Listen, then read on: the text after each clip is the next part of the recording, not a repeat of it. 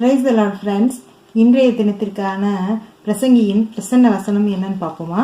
அது 9வது அதிகாரம் 4வது வசனம். பிரசங்கி 9:4. இதற்கு நீங்களாய் இருப்பவன் யார்? உயிரோடு இருக்கிற அனைவரிடத்திலும் நம்பிக்கையுண்டு, செத்த சிங்கத்தை பார்க்கிலும் உயிருள்ள நாய் வாசி. அதாவது கர்த்தருடைய தேவனுடைய சித்தத்தின்படி, தேவனுடைய சிந்தனையின்படி, தேவனுடைய திட்டத்தின்படி மனிதனுடைய வாழ்வில் சம்பவிக்கிறது.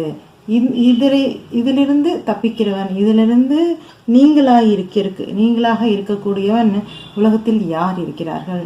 யாரும் கிடையாது. அதில் அது அப்படி கூறிட்டு அடுத்ததாக ஒரு சின்ன எடுத்துக்காட்டு சொல்கிறாரு. செத்த சிங்கத்தை பார்க்கிலும் உயிருள்ள நாய் வாசி. ஆமாங்க, அது சிங்கமாகவே இருந்தால் கூட அது இறந்து போய்விட்டதால அதனால ஒரு பலனும் கிடையாது. அதற்கு பதிலாக ஒரு நாய் இருந்தால் கூட அது பரவாயில்ல, இறந்த சிங்கத்தை விட உயிருள்ள ஒரு நாய் சிறந்தது அப்படின்னு சொல்லி பிரசங்கியார் நமக்கு இன்று அறிவுறுத்துகிறார். மீண்டும் நாளை இது போன்ற ஒரு சிறந்த வசனத்தோடு நான் உங்களை சந்திக்கிறேன். அதுவரை கர்த்தரின் அன்பு நம் அனைவரோடும் இருப்பதாக. அல்லேலூயா.